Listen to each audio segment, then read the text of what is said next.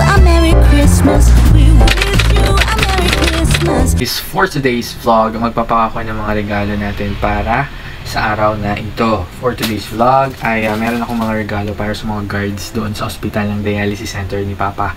So 4 years na pagda-dialysis ni Papa, 1 year doon lumabas kami. So 3 years ng pagda-dialysis ni Papa, yun at yun pa rin mga guards namin doon sa ospital. At sobrang feel at home kami doon pagdating pa lang. Tapos pag uwi namin, talagang at home kami doon. Isa sa mga key factors kaya nag-i-stay rin kami sa ospital kahit mahal ang bayad is, yun nga, we feel at home kasi mabait yung mga guards talaga doon. Kaya talagang taon-taon nagbibigay ako sa kanila. And kahit maliit na bagay, it's a token of appreciation. No? Hindi naman kasi tayo maraming budget, alam niyo na. So this time, order ako sa Nike ng socks nila. Order ako ng white and black. Tapos ang sabi kasi, narinig ko, 13 guards daw yung nandun sa hospital. 13 yata.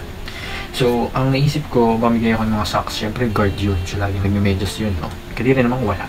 Tapos naisip ko, black na lang ibigay ko. Then, i-keep ko na ng white kasi para mabigay ko sa iba. Then, dadagdagan ko ng something na magpapasmile sa kanila. Last time, nabigyan tayo ng barrio something ba yun, ng mga, ito, hindi ko na sasabihin kung ano, pero alam niyo na to. Nabigyan tayo ng maraming ganito, plus yung mga ganito. Eh, hindi naman natin magagamit yan, alam niyo naman. Uy! So, naisip ko, to boost something, to give them smile, pag open nila ng regalo, lalagyan natin ng ganito, plus yung mga ganito. Partner daw to, sabi nila. Malay ko dyan.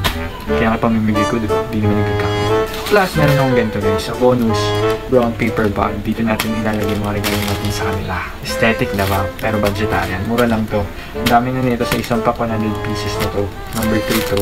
So, isip na lang natin. Sisirain lang din naman. It's the thought that counts. Tsaka aesthetic kaya to. Brown bag kaya to. Earth-friendly. So, yan. Ipapak lang natin to. Tapos bukas o mamaya ibibigay natin sa kanila.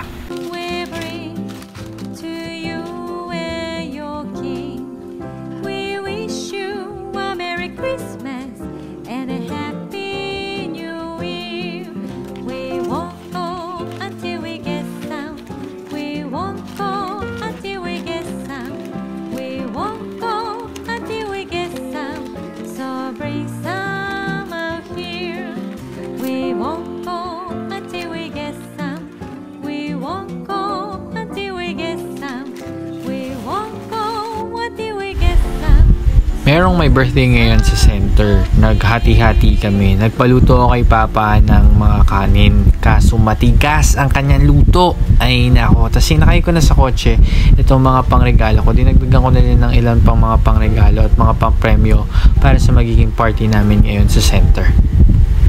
Na-excite ako ngayon kasi kaliwat kanan yung mga Christmas parties. Nung kalagitnaan kasi ng COVID, hindi namin na-experience ito ni Papa, lalo sa dialysis. Dahil bawal nga mag-party at kumain na nakababa ang mga mask. We wish you a Merry Christmas. We wish you a Merry Christmas. We wish you a Merry Christmas and a Happy New Year. We wish you a Merry Christmas. Hey, yung kinain natin ngayon. Paano kainin to? Bala na. Ito yung kape ko. Happy birthday! Happy birthday to you! Happy birthday to you! Happy birthday to you! Happy birthday! Happy birthday! Happy birthday!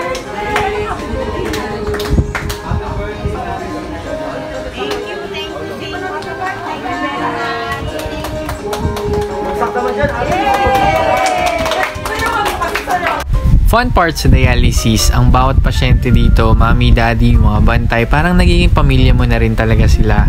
Kasi na ba naman, ilang beses ba naman sa isang linggo kami magkakasama, hindi ba? Kaya naman, parang mga tita, tito, lolo, lola, mga nanay at tatay ko na rin itong mga to. Nagbayad muna ako ng mga bills, and then, pati pala dito, may mga decors na rin. Talagang, it's Christmas everywhere. Ito nga pala si Charm, ayan ang baby girl ng aming dialysis center. At, I decided na bigyan siya ng treat dahil natutuwa talaga ako sa babaeng batang itong napaka-cute na babaeng ito naman talaga. Parang baby sister ko yan. The sister I never had. Bingo! I'll give this to someone special. Last Christmas I gave you my heart, but the very next day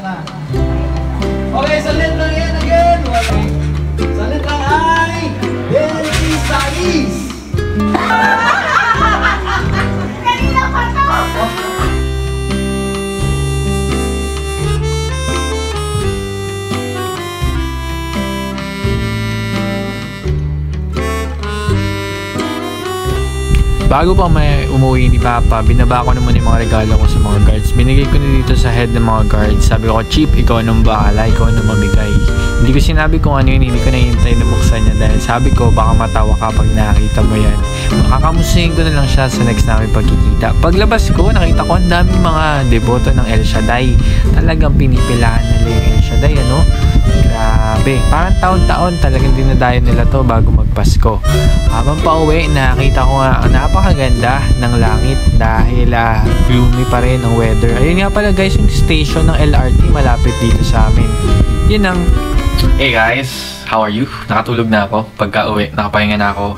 Nakapagtinda na rin ako. Ang dami ko nang nagawa. Ikaw nang ginawa mo? Nanood ka lang. Charot. So ito, kakainin ko yung ating Sharon mula sa party kanina. Again, happy birthday po kay Mami Tolentino, kay Mami Kabatik, and maraming salamat kay Daddy Dukta at Mami Dukta, Bibi Dukta. Daming dyan. So maraming salamat po doon sa mga taga-dialysis center kanina. Nag-enjoy ako. Sobrang saya. Medyo roller coaster ride yung nangyari, no? Kasi ang hirap mag-enjoy kapag mayroong mahirap mag-enjoy kapag alam mong merong toxic sa paligid. Kasi syempre nasa hospital pa rin kami, meron pa rin toxic na nangyayari sa paligid. Pero we pull out pa rin na sana maitupad pa rin namin. Kahit papano na-enjoy pa rin namin, nagawa pa rin namin kung anong nakaplano para mag-enjoy. Yun yung nangyayari, laging na-experience ko at lagi ko natututunan sa hospital at sa dialysis life ni Papa. Sa experience namin na yun na ang daming challenges, ang daming kaba, takot, hassle along the way. Pero at the end of the day, laging napupull out. Laging napupull out yung kung ano ang plano. Siguro yun yung plano ni Lord. Ang plano ni Lord ay mag-enjoy kayo, magawa niyo yung bagay-bagay. Pero hindi yun madali. Kailangan may pagdaanan muna kayong mga challenges, may mga pagdaanan muna kayong mga bagay-bagay bago niyo magawa yung certain thing na gusto niyo ma-achieve. Kasi ganun talaga ang buhay, di ba? Yun yung na-realize ko. Ang buhay ay parang pansit. Ang pansit ay maraming opportunity. Tulad nito, pag-uwi natin, may panibagong pansit. Diba? Umuulan ng pansit. Pansit. Ang pansit ay parang buhay ng maraming rekado. Iba-ibang rekado. Iba-ibang mga challenges. Pero kung may makikita kang mahablang ka along the way, hindi ka ba mapapasmile? At may isip mo sa sarili mo na talagang ang buhay ay weather lang. Minsan pansit ka, minsan makakasarik. Ang buhay ay weather lang. Talaga, minsan nandito yung feeling mo, biglang bababa, tataas, bababa. Pero paikot-ikot lang ang buhay. Ang kailangan ay huwag mawalan ng tiwala sa taas.